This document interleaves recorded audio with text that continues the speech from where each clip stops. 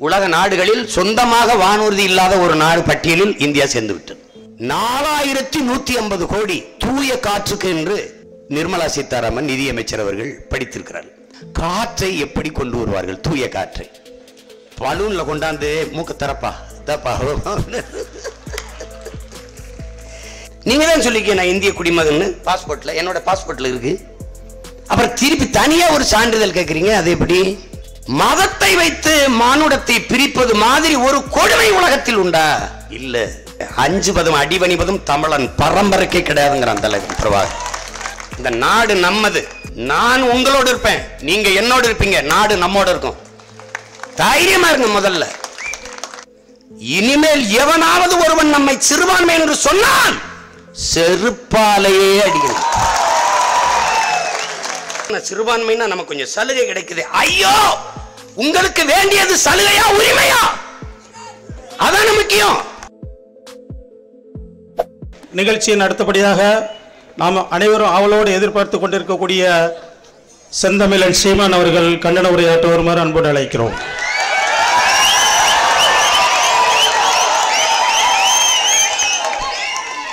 நான் பெரிதும் நேசிக்கின்ற எனது அருமை தாய் தமிழ் உறவுகளே, உங்கள் அனைவருக்கும் என் அன்பு வணக்கம். இந்த இடத்தில் நின்று பேசுவதற்கான வாய்ப்பை பெறுவதற்கு 1.5 மாத காலங்கள் நாங்கள் போராடி இருக்கிறோம் என்பதை நீங்கள் தெரிந்து கொள்ள வேண்டும். திருநெல்வேலிக்குள் மேலப்பாளையத்தில் சீமான் பேசக்கூடாது, 144 தடை. இந்த ஊரில் பேசக்கூடாது. கடைசியாக மதிப்புமிக்க நீதியரசர், அது ஏன் எல்லாரும் பேசுறாங்க, இந்த சீமான் மட்டும் ஏன் பேசக்கூடாது, அவரை பேச விடுங்கள் என்று அனுமதி அளித்ததனால் இந்த வாய்ப்பை நான் பெற்றிருக்கிறேன். உலகில் எந்த புரட்சிகரமான போராட்டமும் சரி, பெண்களின் பங்களிப்பில்லாது வென்றதாக வரலாற்றில் செய்தி இல்லை. இன்றைக்கு இஸ்லாமிய பெண்கள் எல்லாம் வீட்டை விட்டு வெளியில் வரமாட்டார்கள், வீதியில் நின்று போராட மாட்டார்கள் என்கிற பழைய கதையை கிழித்து குப்பையில் வீசி எறிந்து எனது அன்பு உடன் பிறந்தார்கள், என் அம்மா தங்கைகள் தொடர்ச்சியாக வீதியில் நின்று இந்த மண்ணின் உரிமைக்காக போராடி கொண்டிருப்பதை பார்க்கிற போது உண்மையிலேயே நான் பெருமிதம் அடைகிறேன், பெருமகிழ்ச்சி அடைகிறேன். புரட்சியாளர் லெனினிடத்திலே புரட்சி என்கிறீர்களே, அது எப்போது வரும்? இதுவரை வாழ்ந்தது போல இனி எப்போதும் வாழ முடியாது என்கிற நிலை உருவாகுமானால் மக்கள் தானாக கிளர்ச்சி செய்து போராடுவார்கள் என்கிறார். என் அன்பிற்குரிய சொந்தங்களே, அந்த நிலை உருவாகிவிட்டது. என்னுடைய தம்பி ஹுமாயூன் அவர்கள் கூட இங்கே பேசினார். எல்லாம் தனியார் மயம், தாராளமயம், உலகமயமாயதை எடுத்து வச்சு பேசினார். அறிவார்ந்த மக்கள், கற்றறிந்த ஆண்டோர்கள், சான்றோர்கள், படித்துக் கொண்டிருக்கிற என்னிலும் மேலே என் தம்பி தங்கிகள் நிறைந்து இருக்கிற இந்த இடத்தில் ஒரு நாட்டின் வளம் என்பதே அறிவு வளம்தான், கல்விதான்.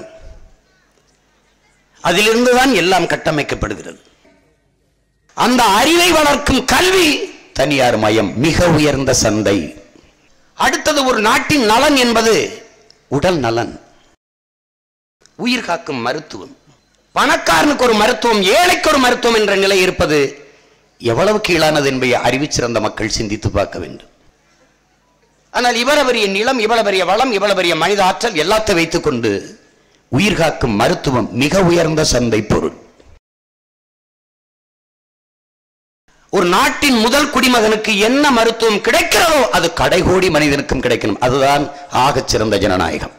அப்படி இந்த தேசத்தில் வாய்ப்பு இருக்கிறதா என்பதை சிந்தித்து பாருங்கள். நாட்டை ஆண்ட முதலமைச்சர் ஐயா எம்ஜி ராமச்சந்திரனுக்கு உடல்நிலை சரியில்லை. அப்போலோ மருத்துவமனையில் படுத்து மருத்துவம் பார்த்தார். பிறகு ஐயா கலைஞர் அவர்களுக்கு முடியவில்லை. ஒரு முறை எம்ஜி ராமச்சந்திரா, மறுமுறை காவேரி. அம்மையார் ஜெயலலிதா அவர்களுக்கு உடல்நிலை சரியில்லை. அப்போலோ மருத்துவமனையில் போய் மருத்துவம் எடுத்துக்கொண்டார்கள். அரசு மருத்துவமனை ஒன்று இருந்ததே, அங்கு ஏன் இவர்கள் போய் மருத்துவம் பார்த்துக் கொள்ளவில்லை? ஏன் ஆண்டொன்றுக்கு எத்தனை ஆயிரம் கோடி ஒதுக்கப்படுகிறது? ஏன் அரசு மருத்துவமனையில் படுக்கவில்லை? தரமில்லை. ஏன் தரமில்லை? தரமற்றவர்கள் கையில் அதிகாரம் மிக நீண்ட காலமாக இருந்ததால் இதெல்லாம் தரமற்று போய்விட்டது என்பதை அறிவிச்சிறந்த பெருமக்கள் புரிந்து கொள்ள வேண்டும். பணம் இருந்தால் நல்ல மருத்துவமனையில் படுத்து வைத்தியம் பார்த்து உடல் நலம் தேறி வீட்டுக்கு வரலாம். இல்லை என்றால் பாடையை கட்டி நேரே சுடுகாட்டுக்கு போகலாம். அவ்வளவுதான். உலக உயிர்களின் உயிராகாரமாக இருக்கிற நீர். நீர் மனித தேவை மட்டுமல்ல, மனித தேவை மட்டுமல்ல, உலக உயிர்களின் உயிர் தேவை. ஆடு மாடு புல்லு பூண்டு ஈ எறும்பு நாய் நரி கொக்கு குருவி செடி கொடி எல்லாவற்றுக்குமானது. 2 விழுக்காடு தான் குடிநீர் இருக்கிறது.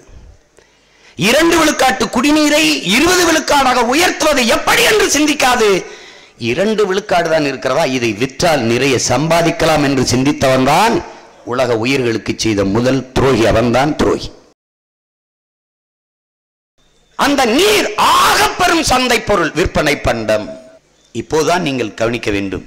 அறிவை வளர்க்கும் கல்வி, உயிரை காக்கும் மருத்துவம், உலக உயிர்களின் உயிர் தேவையா இருக்கிற நீர் விற்பனைக்கு வந்துவிட்ட தேசம் நாடே அல்ல, அது நரகம் என்பதை நீங்கள் புரிந்து கொள்ள வேண்டும். என்ன வேலை செய்கிறீர்கள்? என்ன வேலை செய்கிறீர்கள்? நான் சொல்லுகிறேன். கடைசியாக ஒன்று ஓடிக்கொண்டிருந்தது என் அன்பு மக்களே, இந்தியன் ஏர்லைன்ஸ் என்ற ஒரு வானூர்தி, அதுவும் ஏலம் விட்டாச்சு. உலக நாடுகளில் சொந்தமாக வானூர்தி இல்லாத ஒரு நாடு பட்டியலில் இந்தியா சேர்ந்து விட்டது. ஆனாலும் நிதிநிலை அறிக்கையில் 100 ஏர்போர்ட். எதுக்கு? கிரிக்கெட் விளையாடவா? எதுக்கு? சொந்தமா ஒரு வானூர்தி ஒரு பிளைட் கிடையாது, அது ஏர்போர்ட் 100. ஒருத்தன் கேட்கலையே. நிதி அந்த பாராளுமன்ற உள்ள இருந்தவங்க, வெளியில ஒரு ஊடகம் விவாதிக்கலையே. காட்டை எல்லாம் வெட்டி விட்டு ரோட்டை போட்டு விட்டு தூய காற்றுக்கு 4150 கோடி ஒதுக்கிய பெருமக்களை உலக வரலாற்றில் இப்படி ஒரு நிதிநிலை அறிக்கை நீங்க இப்போதான் பார்க்க முடியும். 4150 கோடி தூய காற்றுக்கு என்று மாண்புமிக்க அம்மையார் நிர்மலா சீதாராமன் நிதியமைச்சர் அவர்கள் படித்திருக்கிறார். 4150 கோடி. அறிவு சிறந்த எனது சொந்தங்கள் சிந்திக்கணும். காற்றை எப்படி கொண்டு வருவார்கள்? தூய காற்றை எதில் சாக்கு மூட்டைக்குள்ள கட்டி கூடாது, இப்படி விடுவாங்களா? பலூன்ல கொண்டாந்து மூக்க தரப்பா தப்பா. ஐயோ என்னை பத்தா அம்மா ஒண்ணுமே புரியல. அதையும் கை தட்டிக்கிட்டு 4150. ஏய் இடக்கடா, சிலிண்டரில் அடைச்சு கொடுப்பாங்க போல் இருக்கு. வின்சென்ட் சர்ச்சில் இந்தியர்களுக்கு மட்டும் சுதந்திரம் கொடுத்துறாத, ஏன்னா சுதந்திரத்தின் அருமை அவர்களுக்கு தெரியாது. ஒரு நாள் குடிக்கிற நீருக்கும் சுவாசிக்கிற காற்றுக்கும் வரி போடுவார்கள். குறிப்பாக சுதந்திரத்தை பிராமணர்களிடத்தில் கொடுப்பது என்பது மிக கொடுமையாகிவிடும். நீங்கள் இதுவரை கட்டியமைத்த நிதி கட்டமைப்பு, நீதி கட்டமைப்பு, போக்குவரத்து எல்லாவற்றையும் தகர்த்து கற்காலத்திற்கு குடிகளை கொண்டு சென்று விடுவார்கள் என்று. அந்த காலம் இந்த காலம்தான் என் அன்பு மக்களே, இந்த காலம்தான். 1000 பேர் கூடி நின்று தன்னை போல எலும்பும் நரம்பும் ரத்தமும் சதையும் கனவும் கண்ணீரும் பசியும் உறக்கம் இருக்கிற சக மனிதனை கற்களால் அடித்து கொண்டு ரத்தம் சிந்தி சாவதை ரசிக்கிற இந்த காலம்தான் கொடிய கற்காலம். மிருகங்கள் கூட பிற உயிரை வேட்டையாடும் போது கருணையோடு அடிக்கும். இதையெல்லாம் அதிகாரம் செய்கிறது. காவலர்களே கண்காணிப்பு கருவியை, சிசிடிவி கேமராவை உடைக்கிறார்கள். காவலர்கள் கூடி நிற்கும் போதுதான் தாக்குகிறார்கள். காவலர்கள் கண் முன்னேதான் மசூதிக்கு தீயிடுகிறார்கள். இதெல்லாம் திட்டமிட்டு நிகழ்த்தப்படுகிறது.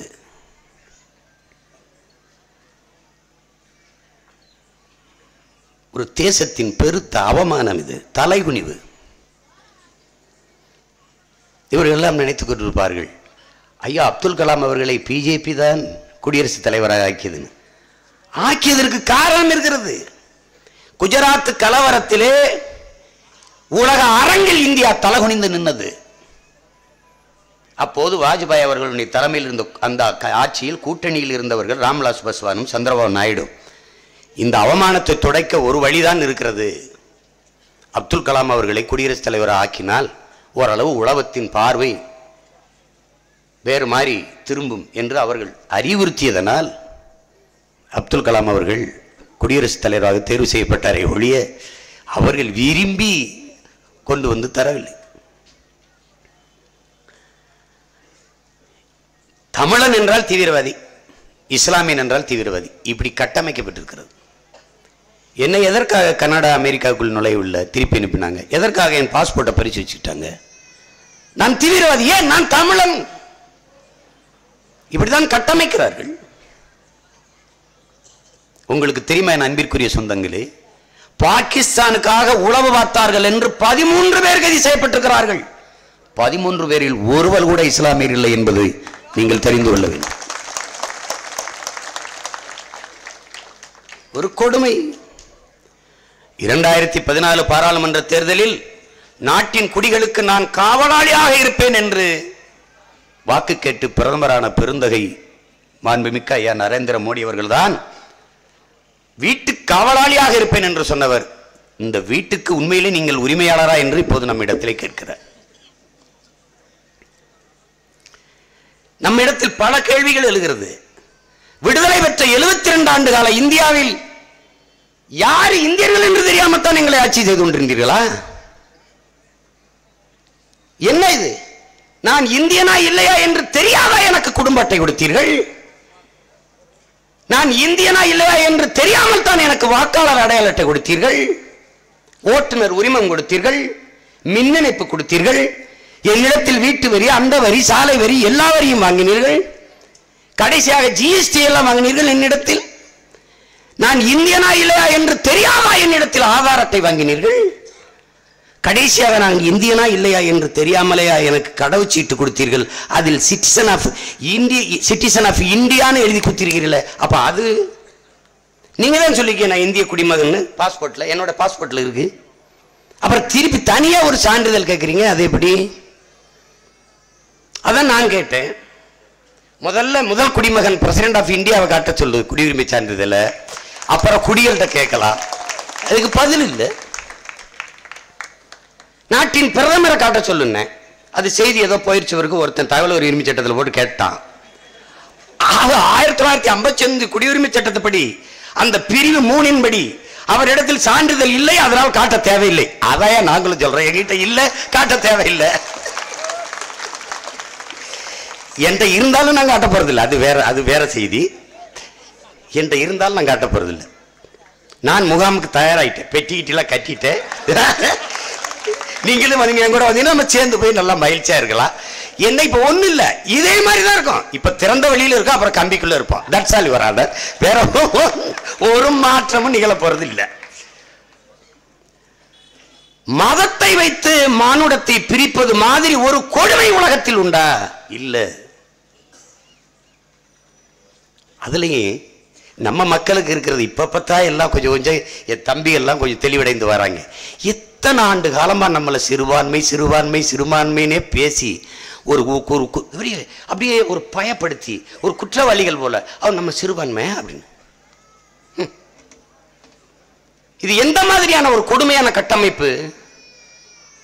எவ்வளவு உலக வரலாற்றை படித்து வாசித்தறிந்த எனது பெருமக்கள் ஏன் சிந்திக்கல? எனது சொந்தங்கள், உலகத்தில் எந்த இனம் மதத்தின் அடிப்படையில் கணக்கிடப்பட்டிருக்கிறது சொல்லுங்க பாப்போம். உலகில் முதலில் தோன்றியது மொழி, இனமா, சாதி, மதமா? சொல்லுங்க. வரலாற்றின் பாதையில் பயணிச்சு பேசுங்க. உலகில் முதலில் தோன்றியது மொழி, மனிதனின் உழைப்பிலிருந்து முதலில் தோன்றியது மொழி. அந்த மொழியை பேசக்கூடிய இனத்தின் கூட்டம், மக்களின் கூட்டம் இனம் என்று வரையறுக்கப்படுகிறது. அப்படிதான் உலகம் முறை. இங்கே நம்மளை சிறுபான்மைன்னு சொன்னவன் யாரு? மொழி சிறுபான்மை. லிங்குஸ்டிக் மைனாரிட்டி என்று பள்ளிக்கூடம் நடத்துவதற்கு, மருத்துவமனை கட்டுவதற்கு, கல்லூரி கட்டுவதற்கு எல்லாத்துக்கும் அனுமதி வாங்கிட்டு அவன் என்னை வந்து வீதியில் நின்றுட்டு சிறுபான்மையும்பா. நான் நம்பிட்டு என்ன கொடுமை இது? லியாக்கத் அலி கான், இந்திய யூனியன் முஸ்லீம் லீக்கின் தலைவர் சாஹிப், நீங்க கவலைப்படாதீங்க, நமக்கு ஒரு தேசம் வந்து விட்டது என்று சொல்கிறார். அவர் சொல்லுகிறார், அந்த பெரியவர் சொல்லுகிறார், எங்களுக்கென்று ஒரு தாயகம் இருக்கிறது, நீங்கள் எங்களை பற்றி கவலைப்படாதீர்கள் என்று. அந்த பெரியவர் தான் நமது தாத்தா கண்ணியமிக்க காகிதமில்லைத்தவர்கள். நீங்கள் பாகிஸ்தான் தனிநாடாய்ந்து விட்டீர்கள், செல்லுங்கள். ஆனால் நீங்கள் இஸ்லாமியர்களுக்கு, இங்கு வாழும் இஸ்லாமியர்களுக்கு ஏதாவது நல்லது செய்ய வேண்டும் என்று நினைத்தால் அங்கு வாழ்கிற இந்துக்கர்கள், கிறிஸ்தவர்கள், சீக்கியர்கள், பௌத்தர்களை பத்திரமாக பார்த்துக் கொள்ளுங்கள் என்று. நான் அல்லாஹ் என்று அழைப்பதற்கு முன்பே அம்மா என்று அழைத்தவன். இஸ்லாம் எங்கள் வழி, இன்ப தமிழே எங்கள் மொழி என்ற முழக்கத்தை முன்வைத்த பெருந்தகை நம்முடைய தாத்தா கன்னியமிக்கு காகிதம் இல்லத்தவர். இதெல்லாம் எதற்காக? அச்சத்தை முதல்ல கைவிடுங்க. 5 பதம் அடிபணிவதும் தமிழன் பரம்பரைக்கே கிடையாதுங்கிறான் தலைவர் பிரபாகர். இந்த நாடு நம்மது, நாடு நம்மது. நான் உங்களோடு இருப்பேன், நீங்க என்னோடு இருப்பீங்க, நாடு நம்மோடு இருக்கும். தைரியமா இருங்க. முதல்ல சொந்த வீட்டுக்காரனை வந்த வீட்டுக்காரன் பத்திரத்தை காட்டுன்னு கேட்டு அப்படி பைத்தியக்காரத்தனமா அந்த வேலை நடந்துகிட்டு இருக்கீங்க. திரும்ப திரும்ப சொல்லுகிறேன், இஸ்லாமியர்கள் நாங்கள் தமிழராகவில்லை. அன்பிற்குரியவர்களே, அருமை பெரும் தலைவர்களே, தமிழர்கள் நாங்கள் தான் இஸ்லாத்தை ஏற்றிருக்கிறோம். இதைத்தான் புனித போராளி அண்ணன் பழனிபாபா அவர்கள் பல முறை பதிவு செய்து விட்டார் மக்கள் மன்றத்திலே. நாங்கள் இங்குதான் இருந்தோம். நீண்ட காலமாக நிலைத்து வாழக்கூடிய தமிழர்கள், பூர்வீக குடிகள் நாங்கள். மார்க்கம் தான் எங்களிடத்தில் வந்தது. ஓர் இறையை ஏற்று நபி மொழி வழியை ஏற்று பின்தொடர்றோம். ஆனால் நீங்கள் அப்படி இல்லை பெருமக்களே, நீங்களே வெளியிலிருந்து வந்தவர்கள். அதை கவனத்தில் வச்சுக்கிட்டு நீங்க பேசணும். இடை வந்தது சாதி, மதம், மொழி. இன்று வந்தது இந்த மார்க்கங்கள், மதங்கள். ஆனால் நாங்கள் 50,000 ஆண்டுகளுக்கு மூத்த தேசினத்தின் மக்கள். மதம் மாறிக்கொள்ளக்கூடியது, மொழியும் இனமும் மாறிக்கொள்ள முடியாது. இந்தியாவிலிருந்து பாகிஸ்தான் பிரிகிறது காரணம் மதம், ஓர் இறை. பாகிஸ்தானிலிருந்து பங்களாதேஷ் பிரிஞ்சது காரணம் மொழி. அங்கு போய் உருது ஆட்சி மொழி என்றது டாக்கா பல்கலைக்கழகத்தில் படித்துக் கொண்டிருந்த முஜிபுர் ரஹ்மான் ஒரு நண்பர்களும் எங்கள் தாய்மொழி வங்காளம் என்னானது, அதுலதான் பிரச்சனை. உலகம் பூரா அப்படித்தான் என் உறவுகளே. ஏன் ஒரே மார்க்கம் தானே, ஏன் 2 நாடுகள், மொழி.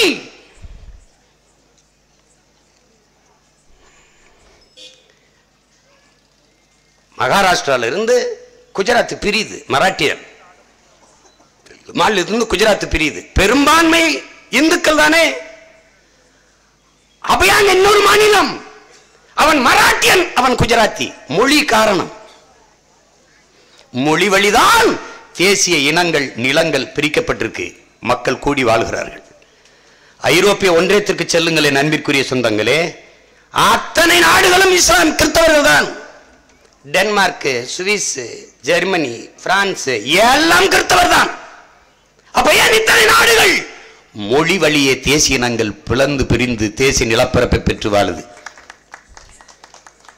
இது எதற்காக இவ்வளவு சொல்ல வேண்டியது இருக்கு? நீங்கள் நிமிருங்கள். 10 கோடி 13 கோடி உலகெங்கும் பரவி 130 நாடுகளில் பரவி வாழக்கூடிய தமிழ் தேசிய இனத்தின் பேரினத்தின் மக்கள் நாங்கள் அல்ல சிறுபான்மை. சுப்பிரமணிய சாமி சிறுபான்மை, எச் ராஜா சிறுபான்மை, எஸ் வி சேகர் சிறுபான்மை, இவர்கள் தான் சிறுபான்மை. ஐயா ரஜினிகாந்த் சிறுபான்மை. அவர் நாளைக்கு நான் சிறுபான்மை மக்கள், இதெல்லாம் சிரிப்பா இல்ல உங்களுக்கு? ஒத்த வீட்டுக்காரர், அவர் மராட்டியர், ஒரே ஒரு ஆள் இருக்காரு. இதெல்லாம் உங்களுக்கு சிரிப்பா இல்லையா? நீங்க இப்படித்தான் எம்ஜிஆர் சிறுபான்மை நம்பிட்டீங்க. அவர் மேனன் மலையாளி, இங்க ரொம்ப சிறுபான்மை. அவர் சாதி சொல்லி ஒரு வார்டு கவுன்சிலர் கூட வந்திருக்க மாட்டார். அதேதான் ஏ கருணாநிதி அவர்கள், அதேதான் மேயர் ஜெயலலிதா அவர்கள். ஆனால் நீங்க நம்பினீர்கள். இனிமேல் எவனாவது ஒருவன் நம்மை சிறுபான்மை என்று சொன்னால் செருப்பாலேயே அடிக்கணும். என்னிடத்துல சில பேர் சீமான் நம்ம அப்படி பேசின சிறுபான்மைன்னா நமக்கு கொஞ்சம் சலுகை கிடைக்குது. ஐயோ, உங்களுக்கு வேண்டியது சலுகையா உரிமையா? அதான முக்கியம். என்ன உனக்கு என்ன சலுகை கிடைச்சிருச்சு சொல்லு. இந்த வக்பு வாரியத்துல தலைவரா போடுவான். வேற என்ன கொடுப்பான்? 3 சீட்டு கொடுப்பான். மொத்த இஸ்லாமிய மக்களை வாங்கிட்டு 3 சீட்டு. அது தம்பி சொன்னா பாருங்க, இந்த பாராளுமன்றத்தில் 1 சீட்டு இல்லை. 5 சீட்டு கொடுத்தா எனக்கு 1 ஓட்டு இல்லை. ஏன்? சொந்த பிள்ளைய பட்டினி போட்டு எல்லா ஜமாத்திலுமே பேசிட்டு இருக்கேன். எனக்கு தெரியும் தேர்தல் நேரத்தில் என்ன நடக்கும்னு. நான் அதை பத்தி கவலைப்படுறதில்லை. நான் கவலைப்படுறதில்லை. ஏன்? நான் உங்கள் வாக்குக்கானவன் அல்ல, உங்கள் வாழ்க்கைக்கானவன், உங்கள் உரிமைக்கானவன், உங்கள் உறவானவன், உங்களுக்கு உயிரானவன்.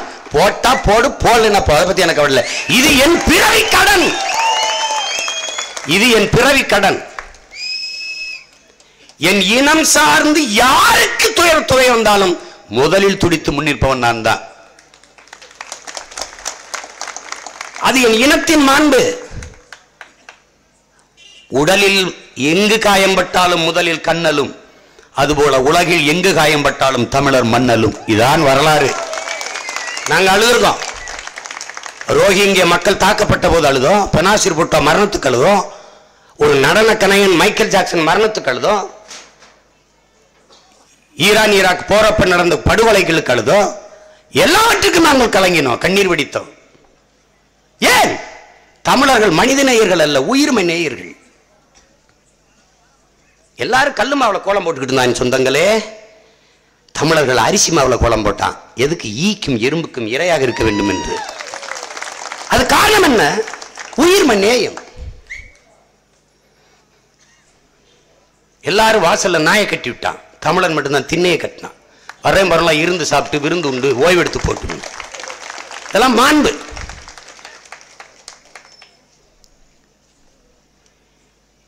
என்னமோ எங்கள் ஊரில் வந்து காயல் பட்டத்தில் இளையாக்குடி புதூரில் கீழக்கரையில் இருக்கிறவெல்லாம் பாவர் கொண்டாந்து இறக்கி விட்டு ராத்திரி ராத்திரியை போட மாதிரி நினைச்சிட்டு இருக்கான். பூரா என் சொந்தக்கார இஸ்லாத்தில் போய் ஏற்றிருக்கிறான். இதில் கொடுமை இல்லை, இளையராஜா பெரும்பான்மை, அவர் மகன் இருக்கார்ல யுவன் சங்கர் ராஜா நம்ம தம்பி, அவர் சிறுபான்மை. இதெல்லாம் உங்களுக்கே வேடிக்கையா இல்லையாடா? ஏஆர் ரஹ்மான் இருக்கார்ல, ஏஆர் ரஹ்மான், அவர் சிறுபான்மை. அவர் அக்கா மயன் ஜிவி பிரகாஷ் இருக்கார்ல தம்பி, அவன் பெரும்பான்மை. என்னடா என்ன கடா அவங்க சீச்சி, இது மாதிரி ஒரு கேவல உலகத்திலே எதுவும் கிடையாது. மதத்தை வைத்து மனிதர்களை அடையாளப்படுத்துவது உலக வரலாற்றில் கிடையாது. ஐ ஆம் இஸ்லாமியன் கிடையாது ராஜா, ஐ ஆம் கிறிஸ்டியன் கிடையாது, ஐ ஆம் இந்து கிடையாது, ஐ ஆம் இங்கிலீஷ் தான். ஐ ஆம் பிரிட்டன் கூட கிடையாது, பிரிட்டிஷ் கிடையாது, ஐ ஆம் இங்கிலீஷ். ஐ ஆம் பிரெஞ்சு, பிரான்ஸ் கூட கிடையாது, ஐ ஆம் பிரெஞ்சு தான். அப்படிதான் உலகம் முறை தன்னை அறிமுகப்படுத்துவான். அதேதான் நான் தமிழன், அதேதான் நான். இதைத்தான் நம்முடைய அண்ணன் பழனி பாபா, நான் ஒன்னும் புதுசா அரசியல் பேசுறேன்னு நினைக்காதீங்க, அவர் பேசினதை அதுக்கு பின்தொடர்ந்து அவர் பேசும்போது நான் இளையாங்குடி ஜாயிரிஷன் கல்லூரியில் படிச்சுட்டு இருந்தேன். அவர் இல்லாத திருப்பி பேசிட்டு அவர் என்ன கற்பித்தார்? சாதி மதமாக எண்ணரும் மக்களே நீங்கள் நின்றீர்கள் என்றால் உங்களை தனிமைப்படுத்துவார்கள், அச்சுறுத்துவார்கள். மொழி இனமாக நின்றீர்கள் என்றால் வலிமை பெறுவீர்கள், பாதுகாப்பாக வாழ்வீர்கள் என்கிறார்.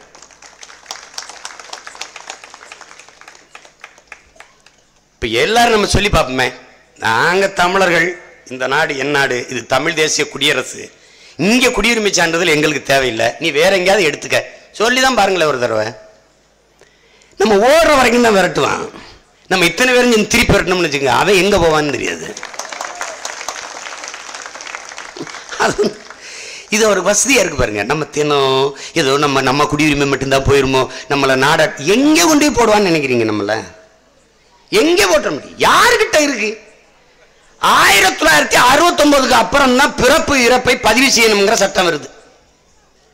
1969க்கு அப்புறம் எனக்கு பிறந்த தேதி இருக்கு, சான்றிதழ் இல்லை. இப்ப நான் சிட்டிசன் ஆஃப் இந்தியா இல்லை, பிரதமருக்க இல்ல. அந்த மகுவா மைத்ரான அந்த மேற்கு பாராளுமன்ற உறுப்பினர், முதல்ல நீங்க படிச்சேங்கிறீங்களா, அதுக்கான சான்றிதழை காட்டுங்க, அப்புறம் நாட்டு குடியல்கிட்ட குடியுரிமை சான்றிதழ் கேட்கலாம்ங்குது. அதுக்கு மான ரோசம் வைக்க இருந்தா தானே. அதுக்கு ஒரு பதிலும் அவங்க சொல்லவே இல்லை. நான் என்ன சொல்றேன், மன்னன் எவ்வளி குடிகள் அவ்வளி, தலைவன் எவ்வளி தொண்டன் அவ்வளி. நீங்க காட்டுங்க, இந்த பாருங்க என்னுடைய குடியுரிமை சான்றிதழ். எத்தனை ஆதார் இல்ல, கடவுச்சீட்டு பாஸ்போர்ட் இல்ல, குடும்ப அட்டை இல்ல, ஓட்டுநர் உரிமம் இல்ல, ஓட்டர் ஐடி இல்ல, இது எல்லாம் சான்று இல்ல. அப்ப எதுதான் சான்று? பிறப்பு சான்று.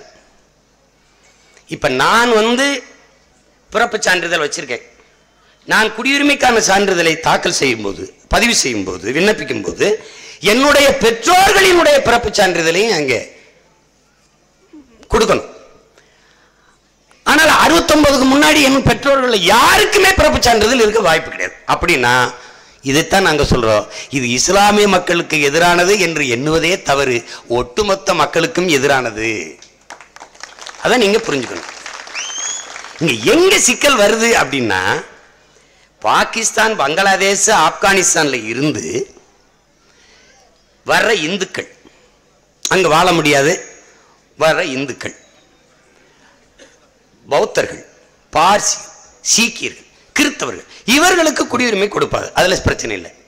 ஆனால் அங்கிருந்து வருகிற இஸ்லாமியர்களுக்கு இல்லை என்பதுதான் மதத்தின் அடிப்படையில் குடியுரிமை வழங்குவது என்கிற அந்த பார்வை என்பது கொடுமையானது. உலகம் முழுமைக்கும் அன்பிற்குரிய மக்களே, ஒரு இடத்தில் வாழ முடியாத ஒருவன் இன்னொரு தேசத்தை அண்டி ஒண்டி வருவானையானால் அவனை சாதி, மதம், மொழி, இனம் பார்ப்பது தவறு. அவனை ஏதிலியாக, அகதியாகத்தான் பார்க்க வேண்டும். அதான் உலகம் முழுமைக்கும் இருக்கிற மாண்பு.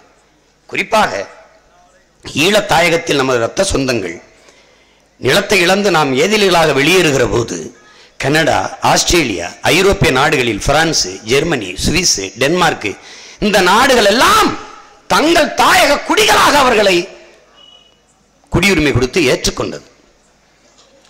அதெல்லாம் கிறிஸ்தவ நாடுகள் தானே. இவர்கள் சொல்வது இவர்களெல்லாம் இந்துக்கள் தானே. இந்துக்களுக்கு என்ன கிறிஸ்தவ நாட்டில் குடியுரிமை என்று அவன் சொல்லவே இல்லையே, சொல்லல. அது காரணம் என்ன? மானுட மாண்பு. அதை உயிர்களை கொல்வது பாவம் என்று போதித்த புத்தனின் பூமி, ஈ எறும்பை காலால் மிதித்து நசுக்கி விடுவோம் என்று அஞ்சி மயிலிறகால் கூட்டிவிட்டு நடக்கிற மகாவீரரின் மண், உலகத்திற்கு அகிம்சையை போய்த்த அண்ணல் காந்தியின் தேசம் செய்வது சரியில்லை. அதான் நாங்க சொல்றது.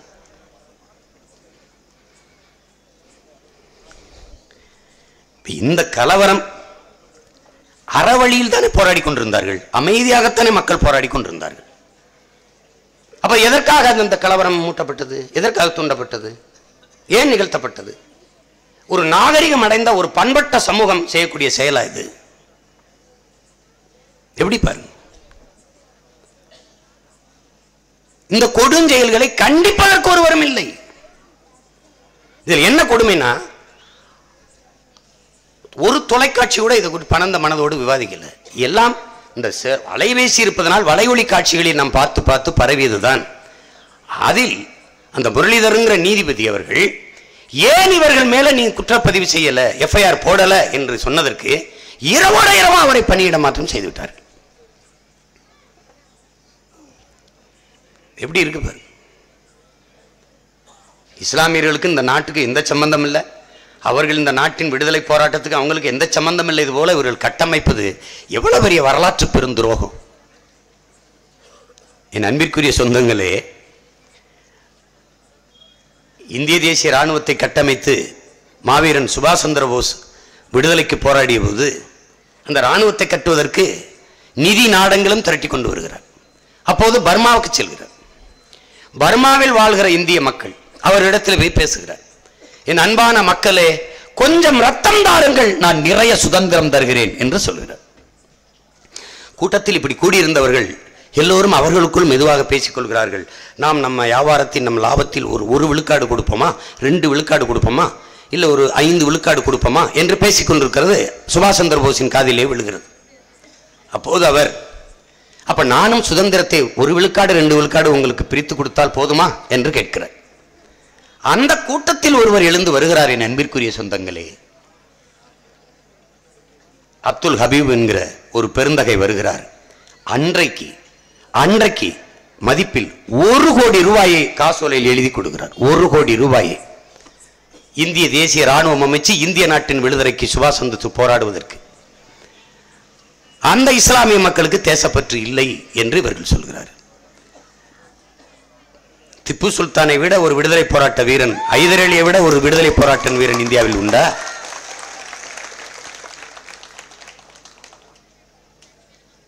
அறிவில் சிறந்த பெருமக்கள் சிந்திக்கணும். ஒரு தமிழ் மகனாக நாம் பெருமைப்பட்டுக் கொள்ள வேண்டும். தமிழர்களாக நாம் நமது வீர பெரும்பாட்டியார் வேலு நாச்சியாருடைய வரலாற்றை எழுதுகிற போது ஹைதர் அலியும் திப்பு சுல்தானும் இல்லாத நிறைவடையாது பெருமக்களே. பாட்டினுடைய கணவர் முத்துவடுகனாக தவிர வெள்ளக்காரன் கொண்டு விடுகிறான். கை குழந்தை தூக்கி கொண்டு போய் எப்படியாவது கணவனை பார்த்து விட வேண்டும் என்றது நமது பாட்டன்கள் தளபதியாக இருந்த மருதவர்கள் தடுக்கிறார்கள், உயிருக்கு ஆபத்து வரும் என்று. அதை மீறி சென்று பார்த்து கணவனின் உடல் மீது சபதம் ஏற்கிறார், இழந்த நிலத்தை நான் மீட்டு எடுப்பேன் என்று. தலைமறைவு வாழ்க்கை, படை கட்ட முயற்சிக்கிறார். ஹைதர் அலி இடத்திலே படை உதவி கேட்கிறார். 3 கடிதங்கள் எழுதுகிறார், பதில் வரவில்லை. திருப்பி நம் பாட்டியே ஹைதர் அலியை சந்திக்க செல்கிறார். 3 வீரர்கள் போகிறார்கள். அதில் ஹைதர் அலியிடம் பேசிக் கொண்டிருக்கும் போது வேலு நாச்சியார் வரவில்லை என்று ஹைதர் அலி கேட்கிறார். அப்போது ஒரு வீரர் முன்னாடி வந்து தலைப்பாகையை கலட்டி விடும்போதுதான் தலைமுடி தொங்கும் போதுதான் தெரியுது வந்திருப்பது வேலு நாச்சியார் என்று. ஹைதர் அலி இடத்திலே நண்பிற்குரிய சொந்தங்களே, நமது பாட்டியார் ஹைதர் அலியின் தாய்மொழியான உருதியிலே பேசினார். அதை பார்த்து என் தாய்மொழியை ஒரு தமிழ் மகள் இவ்வளவு அழகாக பேசுகிறாளே என்று தன் மகளை போல அவர் நேசிக்க தொடங்கினார். உங்களால் நம்ப முடிகிறதா? நமது பாட்டியினுடைய குலதெய்வம் ராஜராஜேஸ்வரி கோயிலை தன் அரண்மனைக்குள் கட்டி கொடுத்து இங்கு நீங்கள் விருப்பம் போல வழிபடுங்கள் என்று செய்தவர் ஹைதர் அலி என்பதை நீங்கள் வரலாற்றில் மறக்க முடியாது. 5000 படை வீரர்களை கொடுத்து, போர் வீரர்களை கொடுத்து, பீரங்கி படையையும் கொடுத்து, அந்த பீரங்கி படைக்கு அன்றைக்கு தன் மகன் 19 வயது நிரம்பிய மகன் திப்பு சுல்தானை நம் வீர மாதா வேலு நாச்சியாரின் படையின் கீழே நீ போய் பாட்டி வீர மாதாவுக்கு துணையாக நின்று சண்டையிடு என்று 19 வயது மகனை அனுப்பி வைத்தவன் ஹைதர் அலி என்பதை நீங்கள் மறந்துவிடக்கூடாது. அதற்கு பிறகுதான் வென்று நாட்டை திரும்ப மீட்டார்கள் நமது பாட்டியார். அதற்கு பிறகுதான் நமது பாட்டன்கள் மருதிரு வரை அந்த நாட்டின் மன்னர்களாக ஆக்கினார்கள் நமது பாட்டியார். அதை போலவே தீரன் சின்னமலையின் வரலாறும் ஹைதர் அலியும் திப்பு சுல்தானும் இல்லாது நிறைவடையாது பெருமக்களே.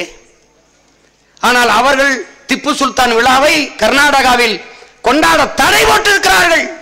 எழுதி வைங்கள் பேரன்பு மிக்க என் பெற்றோர்களே, சத்தியத்தின் மகன் நான் சொல்கிறேன், ஒரு நாள் உங்கள் பிள்ளைகள் எங்களிடத்தில் அதிகாரம் வந்தால் திப்பு சுல்தானின் விழாவை அரசு விழாவாக நாங்கள் கொண்டாடுவோம்.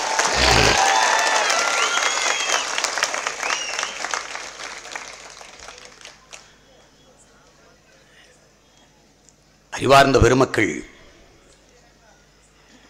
அண்ணல் அம்பேத்கர் சொன்னதை ஆட்சியாளர்களுக்கு திரும்ப திரும்ப நாம் அறிவுறுத்த வேண்டியிருக்கிறது.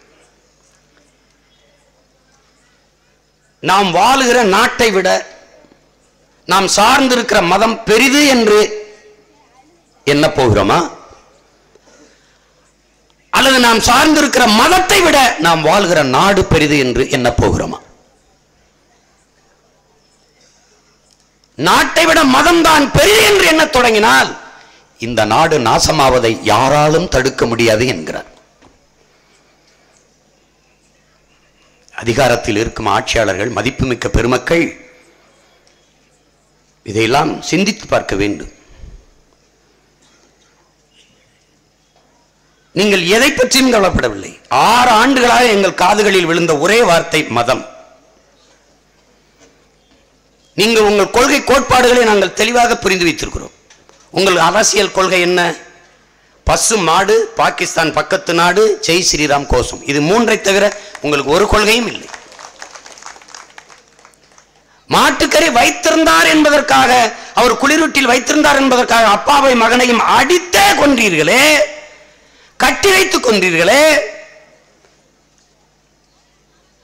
அப்படிப்பட்ட நீங்கள் டொனால்ட் ட்ரம்புக்காக இதற்காக 5 மாதிரி 5 வெரைட்டியா மாட்டுக்கறியை செஞ்சிய, அது எதுக்கு ஊரானுக்கு ஊட்டி விடிய உள்ள சாப்பிட்டா கொண்டு போயிருவீங்களா? எப்படி உங்க கதை? ட்ரம்புக்கு எதற்காக நீங்கள் மாட்டுக்கறியை 5 விதமா செஞ்சு வச்சிடலாமே? எப்படி ட்ரம்ப் நிற்கும் போது பார்க்கல நீங்க? உள்துறை அமைச்சர், ராணுவ அமைச்சர், பிரதம அமைச்சர் எல்லாம் அந்த வரணும். நம்ம घर में साथ में है, इंडिया नेशन है. இந்த பையமக்க இங்க கையை காட்டும் போது அங்க பாக்குறது வளர்தான், அப்புறம் டப்புனு இங்க பாக்குறது. பல பேர் கழுத்து சொல்லிக்கு போயிட்டான். அவர் இந்த பக்கமும் ஒரு வலை போட்டிருக்காங்க பிரதமருக்கு, சின்னதா ஒரு, அதுல சுழல் எழுத்துல ஓடும். படா படா நகி ஹே, இங்க பாப்பாரு, சொடா சொடாகே இங்க பாப்பாரு, இவனும் இங்கிட்டு பார்த்துக்கிறான். அவர் இந்த பக்கம் அப்படியே பார்த்தே பேசியிருந்தா ஒரு பக்கமே பார்த்துக்காருன்னு அப்படி டாப் இந்த பக்கம் பாரு இங்க எழுத்து ஓடும். சிரிக்க சொல்ல உண்மையிலே ஓடுது. அதான் சொல்ல அப்படிதான் அவர் பேசுவார். அவர் தொலைக்காட்சியில் பேசுவார், வானொலியில் பேசுவார், பாராளுமன்றத்தில் மட்டும் பேசப்பட்டார். ஐயோ என்னை பெத்த அம்மா.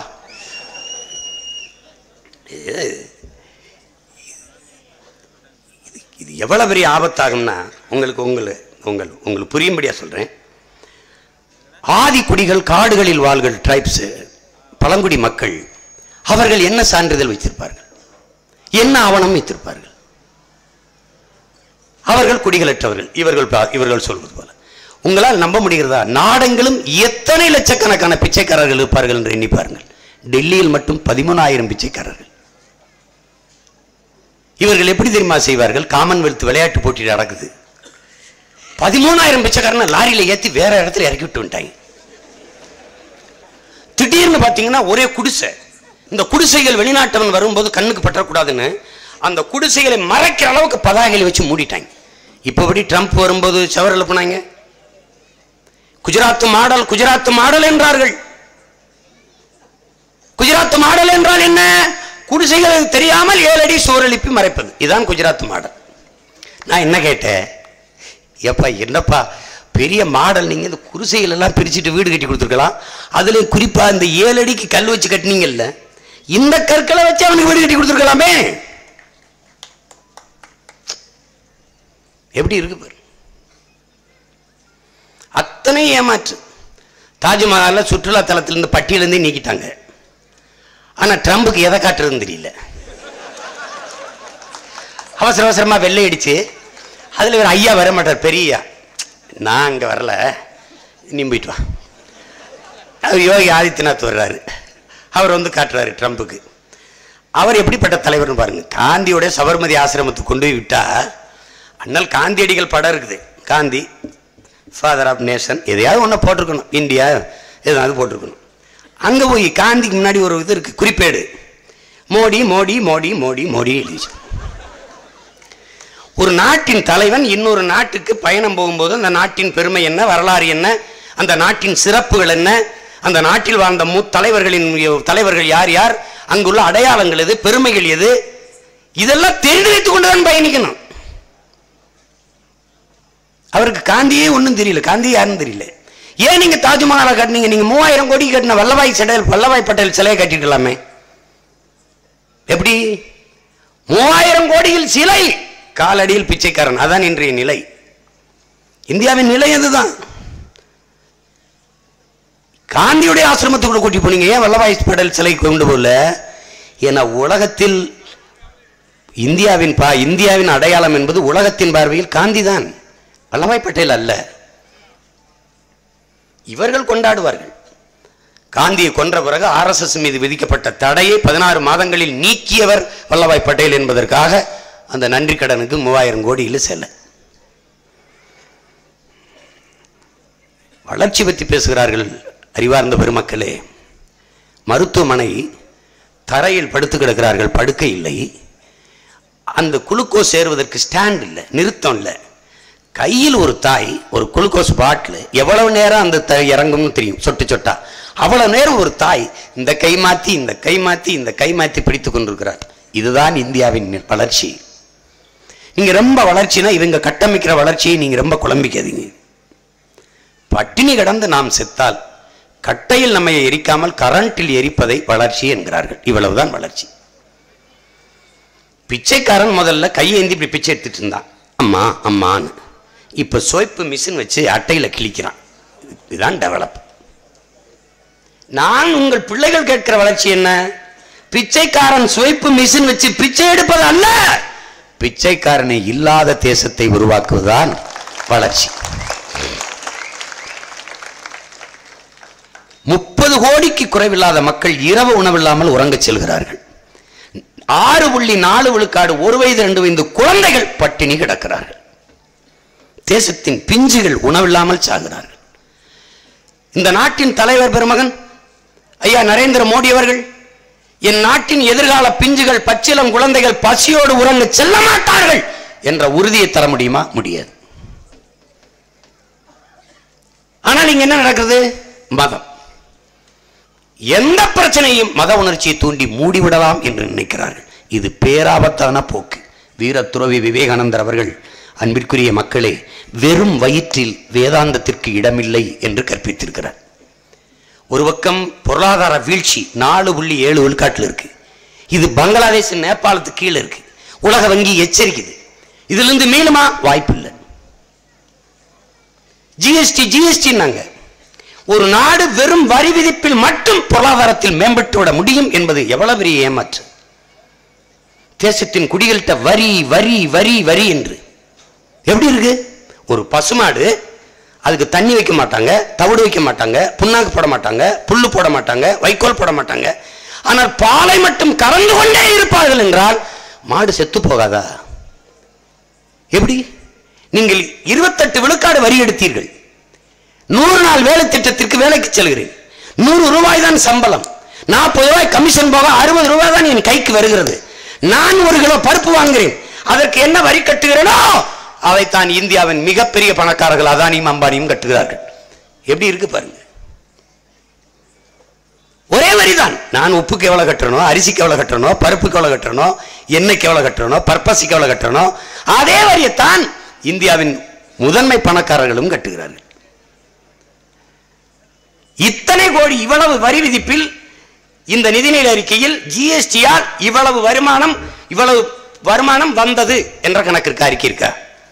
இந்த வரி என்னவாக குடிகளுக்கு திருப்பி செல்லுது? கல்வியாகவா, மருத்துவமாகவா, குடிநீராகவா, இல்ல என்னவாக செல்லுது?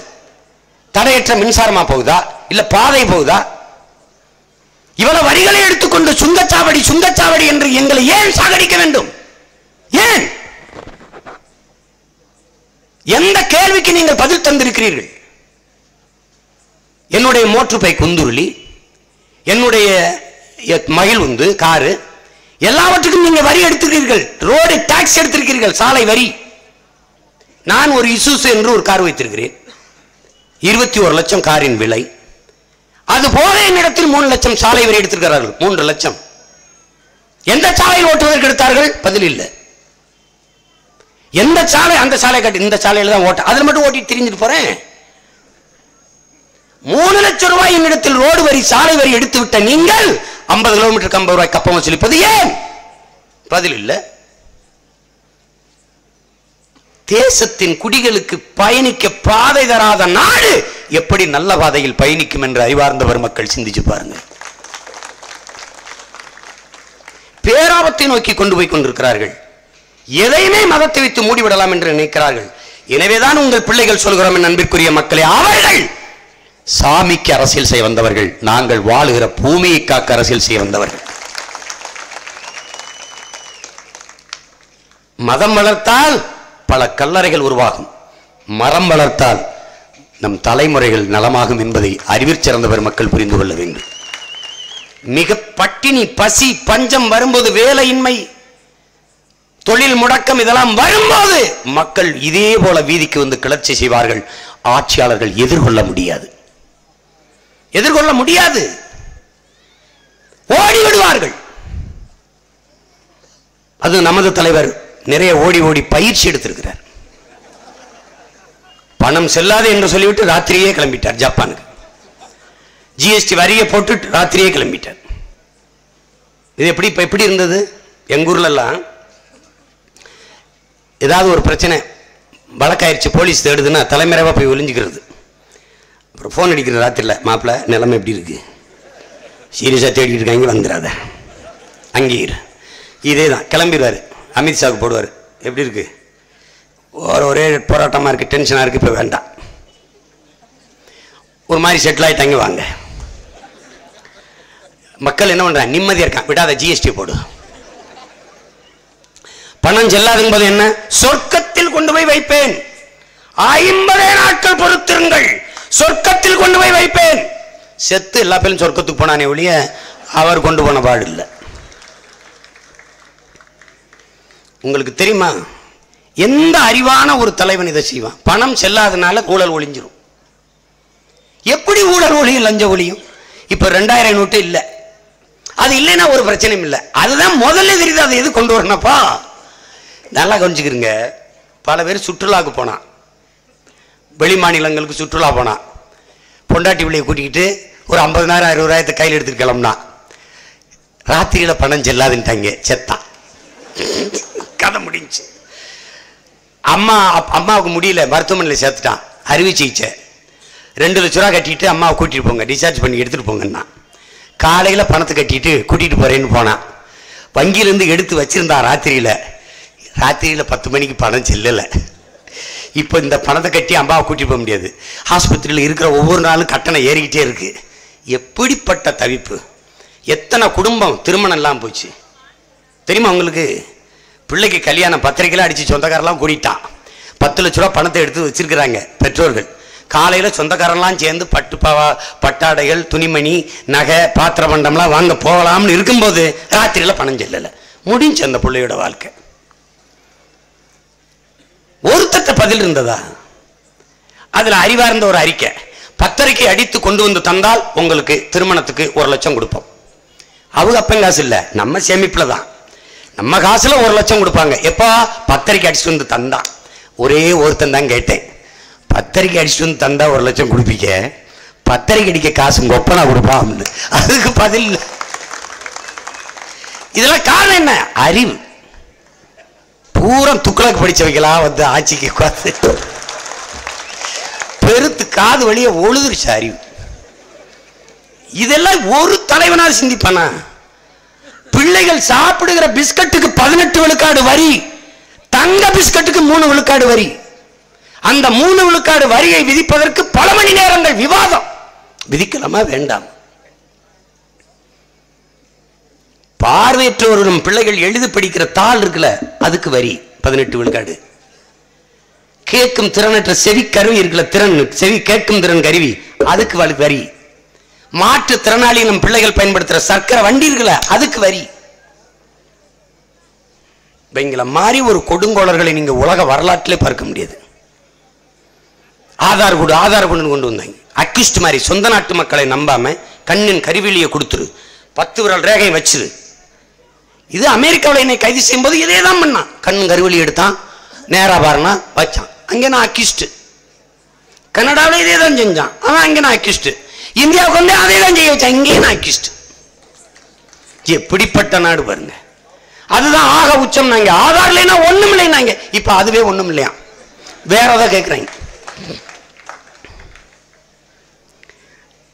ஒரு ஐயா ரொம்ப மனசு எனக்கு வலிச்சது. அவருக்கு குஷ்டரோகி வந்துருச்சு, கை காலெல்லாம் சுருங்கிருச்சு, விரல்லாம் மடங்கிருச்சு, கண்ணு இப்படி சுருங்கிருச்சு, பார்வை எடுக்க முடியாது. அவர் ஒரு குடிசை வீட்டு வாசல் இருந்து கத்துறாரு, அட பாவிகளா, இந்த 1000 ரூபா ஊக்கத்தொகை கொடுத்துக்கிட்டு இருந்தீங்க, முதியோர் பென்ஷன், அதையும் ஆதார் அட்டை இருந்தா தான் தருவேன்ட்டியலடா, நான் எங்கிட்டா போய் கைரேகை வச்சு கண்ணு கருவிலியை காட்டி ஆதார் அட்டை எடுக்கிறது? இவைகளுக்கு எல்லாம் குஷ்டம் வந்துதான் சாக போறாங்க. நீங்க பார்த்து எல்லா திட்டங்களுமே ஆகச் சிறப்பானது, ஆகச் சிறப்பானது. அடுத்து வரி, தப்பிக்கவே முடியல. ஜிஎஸ்டி வரி போடுறதுக்கு முன்னாடி கடையில வியாபாரம், வரியை ராத்திரியில போட்டா விடிய கிளம்ப பார்க்குற கடையை விற்பனைக்கு எழுதிட்டு போயிட்டான். இதுதான் வரியினுடைய உச்சபட்ச சாதனை, கடை விற்பனைக்கு. நான் கூட கேட்டேன், ஐயா என் லாபத்தை பூரா நீங்க எடுத்துக்கிறீங்க, இந்த வரியை மட்டும் என்கிட்ட கொடுங்க. நம்மளும் என்ன போத கேட்டு பார்க்குறோம். அவங்க காதில் பஞ்சு வச்சு சுற்றுறாங்க, அவங்க பேசும்போது நாம காதில் பஞ்சு வச்சு சுற்றிக்கிட்டு இருக்க வேண்டியதாக இருக்கு. கொடுமையான ஒரு நாடு. கடைசியாக ஒன்று இருந்துச்சு, இராணுவம், நாட்டின் பாதுகாப்புக்கு. அந்த பாதுகாப்பு கருவிகளை உற்பத்தி செய்யறதுலே அந்நிய முதலீடு, அதுவும் போச்சு. கப்பல் கட்டும் துறைமுகம், துறைமுகங்கள் பூரா யார் பண்றது? அதானி. மின்சார உற்பத்தி விநியோகம் யார் பண்றது? அம்பானி. அப்ப உங்க வேலை என்ன? எல்லாத்துக்கும் கையெழுத்து போட்டு கமிஷனை வாங்கிட்டு கம்முன்னு இருப்பது. இதுதான் அது. அறிவுச்சிறந்த பெருமக்கள் புரிந்து கொள்ள வேண்டும். இஸ்லாமியர்கள் எல்லாம் ஏதோ வேற்று கிரகவாசிகள் போல இந்த நாட்டுக்கும் அவரோடு சம்பந்தம் இல்லாத போல இந்திய விடுதலை போராட்ட வரலாற்றில் இஸ்லாமியர்களின் பங்கை பிரித்துவிட்டு நாட்டின் விடுதலை வரலாறு எழுதவே முடியாது. ஆனால் இந்திய விடுதலை போராட்டத்தில் RSS சங் பரிவார் பிஜேபியின் பங்களிப்பு ஒன்று சொல்லு, ஒன்றே ஒன்று. கேரளாவில் தொலைக்காட்சியில் விவாதம் வலைவெளியில் இருக்கு, தம்பி தங்கையில் தட்டி பார்க்கலாம். ஒரு பிஜேபிக்காரர் உட்கார்ந்து என்ற வரலாறு தெரியுமா பேச, அந்த நெறியாளர் கூட விவாதிப்பவர்கள் நெறியாளர் உங்க வரலாறு சூனக்குன தானே சூனக்குன தானேட்டான். இருக்கு பாரு, போட்டு பாரு இருக்கு. இவர்கள் வரலாறு மன்னிப்பு கடிதம் எழுதி கொடுத்ததும் கைகட்டி நின்றதும் தான். வெள்ளைக்கார ராணி வரும்போது அரட்டவசரை போட்டு மரியாதை செலுத்தியவர்கள். கோல்வார்கள் பதிவு செய்தது இருக்கு. இன்னும் நீங்கள் வெள்ளக்காரர்களை எதிர்த்து போராட வேண்டாம், உங்கள் திறனை சேமித்து வையுங்கள், விடுதலை பெற்ற இந்தியாவில் இஸ்லாமியர் கிறிஸ்தவர்களை எதிர்த்து போராட வேண்டும் என்று பதிவு செய்தது இருக்கு. ஒருவர் சொல்லுங்க, ஒருவர் எங்கள் தாத்தா பாபுசியை போல செக்கெழுத்தது ஒருவர் சொல்லுங்க, அப்படி சொல்லுங்க, யாராவது காட்டுங்க, யாரையாவது. ஆனால் இவர்கள் பேசுவார்கள், இவர்கள் தான் விடுதலை போராட்ட வீரர்கள் போல போராடியவனெல்லாம் தேசத்துறையின்ட்டு சும்மா இருந்த நாட்டுக்கு சொந்தக்காரன் அறிவு தெளிவோடு அரசியல் புரிதலோடு ஒரு மாபெரும் அரசியல் புரட்சியை இந்த மண்ணிலே முன்னெடுக்க தொடங்கிவிட்டார்கள் தமிழ் தேசிய பிள்ளைகள். இனி யாரும் யாரையும் ஏமாற்ற முடியாது. எதனால் இந்த அச்சம் இஸ்லாமிய மக்களுக்கிடையே பரவுகிறது? இஸ்லாமியர்களுக்கு மட்டும் குடியுரிமை கிடையாது என்பது போல் சொன்னதனால் இவர்கள் இஸ்லாமியர்களை அதிகமாக பாதிக்கும் என்று எமது மக்கள் அஞ்சுகிறார்கள். அது நடந்தது. புதுக்கோட்டையிலே முகமது யூசுப் என்கிற வங்கியில் போய் அவர் கணக்கு புத்தகத்தை கொடுக்கிறார், வங்கி கணக்கு புத்தகத்தை. முகமது யூசுப் என்ற இஸ்லாமிய பேரை பார்த்தவுடனே மைக்ரேஷன் என்று குத்தி கொடுத்து விட்டார், வந்து குடியேறியவர் என்று. அவர் அவரோட அதிகாரியோடு மேலாளரோட சண்டை போட்டார், அவருக்கு பதிலே அளிக்கல. திருப்பி ஜமாத்தில் போய் பேசி ஆட்களை எல்லாம் கூட்டி வந்து சண்டை போட்ட பிறகு அவர் ஆதார் அட்டை கொடுக்கவில்லை என்றார். அப்ப ஆதார் அட்டை தான் குடியுரிமைக்கான சான்றா என்றால் இப்போது இல்லை என்றீர்கள். அப்ப ஆதார் அட்டை கொண்டு வரவில்லை என்றால் ஆதார் அட்டை கொண்டு வா என்றால் சொல்லியிருக்கணும். அப்ப ஏன் மைக்ரேஷன் என்று குத்தினீர்கள்? இதுபோல் நடக்க வாய்ப்பு இருக்கிறது. எப்படி நடந்தது, நடந்து கொண்டிருக்கிறது. 1964 அக்டோபர் 30 இங்கே இதே ஸ்ரீமாவோ லால் பகதூர் சாஸ்திரி ஸ்ரீமாவோ பண்டார நாயக்கா இந்த லால் பகதூர் சாஸ்திரி ஒப்பந்தத்தை போட்டு நம்ம இதே இந்திய குடிகள் மலையக மக்கள் கண்டி நுவரெலியா பகுதியில் தேயிலை தோட்டத்தில் வேலை செய்த மக்களை 9,70,000 பேரை நாடு கடத்துறது முடிவெடுத்துட்டான் ஒரே நாள்ல. 5,20,000 பேரை நாங்க இந்தியா எடுத்துக்கிறோம், 3 லட்சம் பேரை நீங்க அங்க குடியுரிமை விடுங்க. இந்த 2 நாடும் பிரிச்சுக்கிட்டது. ஆனாலும் 1,80,000 பேர் குடியேற்றவனா ஆயிட்டான். அப்படியே நடந்தது. டிஎன் சேஷன் வர்றதுக்கு முன்னாடி தலைமை தேர்தல் ஆணையரா வாக்காளர் அடையாளம் வச்சு நம்ம வாக்களிக்கல, குடும்ப அட்டையை காட்டி தான், ரேஷன் கார்டு அதை காட்டி தான் நம்ம வாக்கு செலுத்திக்கிட்டு இருந்தோம். அவர் வந்த பிறகு வாக்காளர் அடையாள அட்டை வேணும்னு கொண்டு வந்தார். அந்த முறை வந்த பிறகு வாக்காளர் பட்டியலில் வந்து பெயர்கள் விடுபடுவது தொடர்ச்சியாக நடக்க ஆரம்பிச்சிருச்சு. இப்ப இந்த பகுதியில் இது பிஜேபிக்கு விழாது அப்படின்னா தூக்கிடுவாங்க, இது இந்த காங்கிரஸுக்கு விழாது அப்படின்னா தூக்கிறது. அவர் விருப்பு வெறுப்புக்கேற்ப வாக்காளர் பட்டியலில் பெயர் இடம்பெறும் மாறும். அது ஓகி புயல்ல கன்னியாகுமரியில 8 மீனவ கிராமங்கள் பாதிக்கப்பட்டது. அந்த 8 மீனவ கிராமங்களும் கிறிஸ்தவ மீனவ கிராமங்கள்.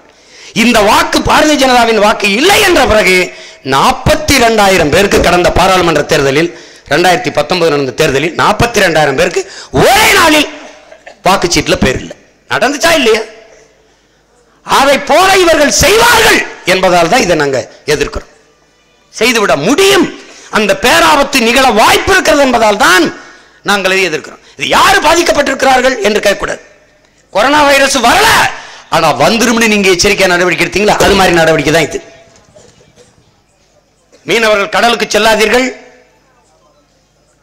அங்க புயல் மகேம் கொண்டிருக்கிறது, அதனால் போகாதீர்கள் என்று எப்படி எச்சரிப்பீர்களோ அப்படிப்பட்ட எச்சரிக்கை தான் இது. அதனால இது இந்த நடந்துவிடும் என்பதாலேயே இதை கைவிடுங்கள் என்கிறோம். சொந்த குடிகள்கிட்ட நீங்கள் இந்திய நாட்டின் குடிகளா என்று கேட்பது என்பது மிகுந்த வேடிக்கையானதாக இருக்குது. எனவே அறிவில் சிறந்த பெருமக்கள், எனது அன்பு சொந்தங்கள், அச்சத்தை கைவிடுங்க. முதல்ல நம்மை இவர்கள் ஒன்றும் செய்ய முடியாது என்கிற உள்ள துணிவு கொள்ளுங்கள். நீங்கள் கவலையே படாதீங்க. நான் மறுபடியும் சொல்கிறேங்க இல்லைங்க, உங்கள் பிள்ளைகள் எங்களை தாண்டித்தான் உங்களை ஒருவன் வந்து தொட முடியும் என்பதில் நீங்கள் நம்பிக்கையோடு இருங்க. மறுபடியும் சொல்கிறேன், நான் ஒரு கட்சி வச்சுருக்கேன், அது தேர்தல் நின்று ஆட்சிக்கு வரணும். நான் கட்சி வச்சிருக்கிறதே இந்த மாதிரி வேலையில் சேர்த்தான். அதெல்லாம் அப்புறம், தேர்தலில் நிற்கிறது, வாக்கு பெறுறது, வெல்றது, அதெல்லாம் அப்புறம். இதுதான் எங்கள் கடமை. இதை செய்கிறதுக்கு தான் இங்கே அரசியல் அமைப்புகள் இல்லை, கட்சிகள் இல்லை. நான் எல்லாம் சொல்கிறேன், என்னை வந்து எளிதாக குடியுரிமை அற்றவன் ஏன்னா சகிக்க முடியாது, தாங்க முடியல. ஒரு மாதம் 1.5 மாதமாக என்னை திருநெல்வேலியில் பேச விடாமல் தடுத்தாங்க. அங்கே கன்னியாகுமரியில் காங்கிரஸ் தடுக்குது. 2 பேருக்கும் ஒரே ஆள் பொது எதிரியாக இருக்கேன் பாருங்க. எப்படி நடக்குது பாருங்க. அங்கே பேச விட்டுறாத. குடியுரிமை சட்ட திருத்தத்தை கொண்டு வந்தோன்னா மேலப்பாளையத்தில் கூட்டம். அது மேலப்பாளையத்தில் கூட்டம் முதல்ல முடிவு பண்ணிட்டோம். அந்த நேரத்தில் இவங்க சட்ட திருத்தத்தை கொண்டு வந்தோன்னே இப்போ சீமானா பேச விட்டுறாத, இந்தியா முழுமைக்கும் பிரதிபலிச்சிடும். நான் மேலப்பாளையத்தில் பேசுகிறேன், அது எப்படி இந்தியா முழுமைக்கும் பிரதிபலிக்கோ? கேள்விக்கு பதில் இருக்காது, எந்த கேள்விக்கும் பதில் இருக்காது.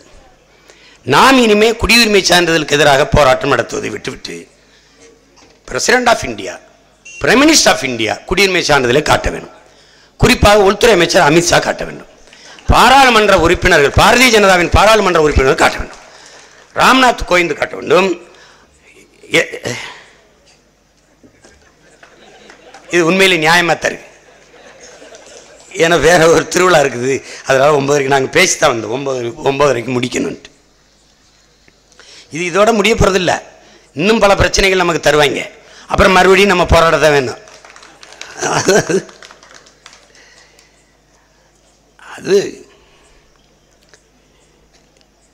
அதனால என் அன்பிற்குரிய சொந்தங்கள், என் அருமை உடன் பிறந்தார்கள், பேரன்பு மிக்க என் பெற்றோர்கள், குடியுரிமை சான்றிதழ், இந்த சிஏஏ, இந்த என்ஆர்சி, இந்த என்பிஆர் எல்லாம் இஸ்லாமிய மக்களுக்கு மட்டும் எதிரானது என்ற பார்வையே தவறானது.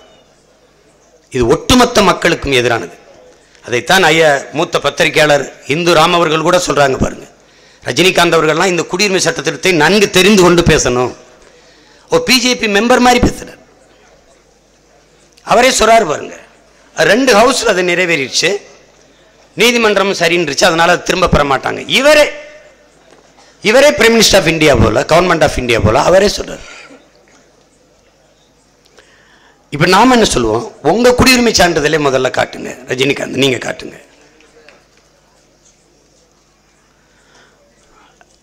நான் முதலமைச்சர்கிட்ட கேட்டேன், ஐயா இது எப்படின்னு. தம்பி எனக்கிட்டே பிறந்த சான்றிதழ் இல்லை, நானே குடியுரிமையற்றவனை தான் ஆவேன், அதனால நான் எப்படி இதெல்லாம் எடுப்பேன், நீங்கள் கவலைப்படாமல் மக்களை இருக்க சொல்லுங்கன்னாரு. சரிங்க அப்படின்னு. அதனால என் அன்பிற்குரிய சொந்தங்கள், அருமை பெற்றோர்கள், தைரியமாக இருங்க. இதனால ஒன்றும் இவர்கள் நம்மளை செய்துவிட முடியாது. அச்சத்தை கைவிடுங்கள். தொடர்ச்சியாக நம் இந்த குடியுரிமை சட்ட திருத்தத்துக்கு எதிரான குரலை எழுப்பிக்கொண்டே இருப்போம். நம் கோரிக்கைகள் நிறைவேறும் வரை கோடி கைகள் இணைந்து போராடுவோம் என்கிற கொள்கை முழக்கத்திற்கேற்ப தொடர்ச்சியாக களத்திலே நின்று போராடுவோம். இந்த போராட்ட களத்திலே இந்த மண்ணின் மக்களின் உரிமைக்காக, எதிர்கால பிள்ளைகளின் பாதுகாப்பான நல்வாழ்வுக்காக தொடர்ச்சியாக போராடி கொண்டிருக்கிற உங்கள் ஒவ்வொருவருக்கும் என் புரட்சிகரமான வாழ்த்துக்களும் வணக்கமும். நன்றி. நாம் தமிழர். நன்றி. செந்தமிழன் சீமான் அவர்களுக்கு நன்றி. நிகழ்ச்சியின் நிறைவு பகுதியாக